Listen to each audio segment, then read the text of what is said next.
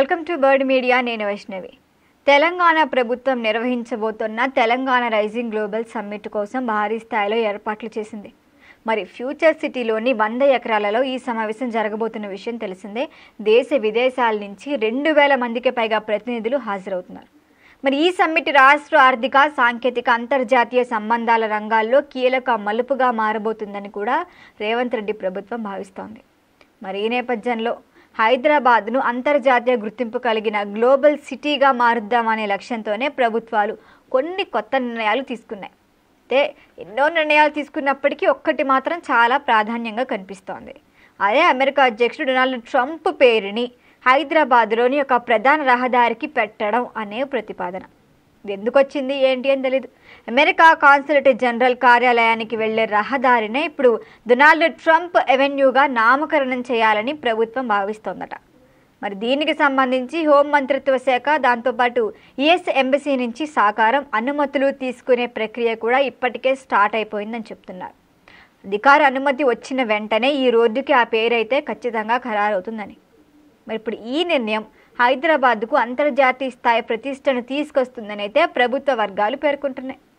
మరి ఈ నామకరణ కార్యక్రమం ఒకే వ్యక్తికి పరిమితం కాకుండా ప్రపంచ ప్రసిద్ధి పొందిన కార్పొరేట్ సంస్థలు, వ్యాపారవేత్తలు, శాస్త్రవేత్తల పేర్లను కూడా నగరంలోకి ప్రధాన రహదారులకు పెట్టే దిశగానే ప్రభుత్వం ముందుకు సాగుతోంది.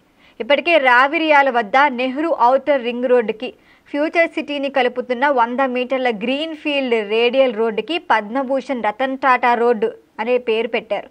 మరి అక్కడ ఇంటర్చేంజ్ను టాటా ఇంటర్చేంజ్గా కూడా ఇప్పటికే నామకరణ చేసిన విషయం తెలిసిందే. మరి అదేవిధంగా మనం చూస్తే నగరంలోని టెక్ కారిడార్లో గూగుల్ స్ట్రీట్ అని, మైక్రోసాఫ్ట్ రోడ్ అని, విప్రో జంక్షన్ ఈ పేర్లన్నీ పెట్టి ప్రతిపాదనలు కూడా పరిశీలనలో ఉన్నాయి. ఇలా అంతర్జాతీయ కంపెనీలు, ఐటీ దిగ్గజ సంస్థలకు సంబంధించిన పేర్లను ఇవ్వటం ద్వారా హైదరాబాద్కి ప్రపంచ టెక్ నగరంగా తన ప్రత్యేక గుర్తింపు వస్తుంది. ఇది మరింత బలపడుతుందని ప్రభుత్వం అంటోంది. అయితే ఇప్పటికీ ప్రతిపాదనలపై రాజకీయంగా ఆల్రెడీ పెద్ద చర్చ స్టార్ట్ అయిపోయింది, ముఖ్యంగా బీజేపీ నేతలు.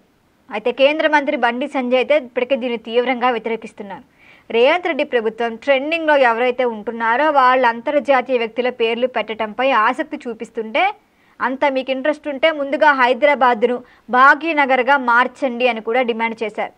కాంగ్రెస్ ప్రభుత్వం మోసం చేస్తోంది, ప్రజా సమస్యల నుంచి దృష్టి మళ్లించేందుకు ఇలాంటి నిర్ణయాలు తీసుకుంటోందని కూడా విమర్శిస్తున్నారు. మరి ఈ వివాదంతో రాష్ట్ర రాజకీయాల్లో కొత్త ఉద్రిక్తత చోటు చేసుకుంది.